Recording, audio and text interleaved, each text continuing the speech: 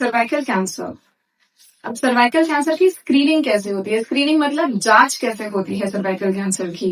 Because it has a very long invasive period, that means from pre cancerous to cancer बहुत long window period होता है। But females usually because of the ignorance, because of the social taboos, घर वालों को बताते नहीं है और घर वाले कभी डॉक्टर के पास लेके नहीं आते हैं।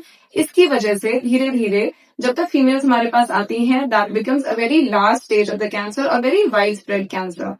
तो हमें एक सिंपल सा काम करना है कि अगर कुछ भी डाउट है, अगर कोई भी क्रॉनिक वाइट डिस्चार्ज हो रहा है या फिर फाउल स्मेलिंग डिस्चार्ज है या पीरियड्स के रिलेटेड अगर कोई भी दिक्कत आती है, तो get yourself screen today. Now the screening test, the first and the foremost is pap smear test. Pap smear test is basically a very simple, a very painless test. आप अपने डॉक्टर के पास जाएंगे और उनसे बोलना अगर कोई भी आपको दिक्कत है, या फिर simply you can go and get yourself tested for pap smear test. इसकी डिफरेंट गाइडलाइंस होती हैं पैप स्मीयर टेस्ट की। Earliest it starts at the age of 21 years of as.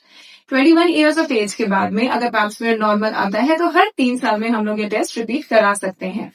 अगर रिस्क फैक्टर्स हैं, जैसे कि मैं अपन पिछली बार बात कर चुके हैं, किस में रिस्क फैक्टर्स होते हैं, अगर रिस्क फैक्टर्स हैं तो पैप स्मीयर के साथ में एचपीवी डीएनए टेस्टिंग होती है। HPV is human papilloma virus which is a cancer causing virus.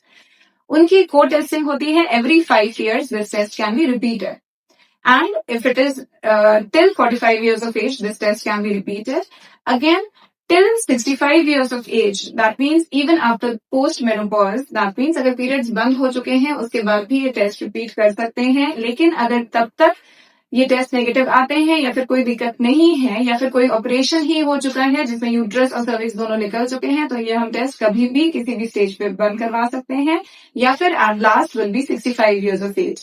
But in all this time, at least get yourself screened for pap smear test, which is a very simple test. Again, a non-invasive test और ये बहुत painless test होता है। आज ही जाके आप अपने doctor के पास जाके ये टेस्ट करवाएं।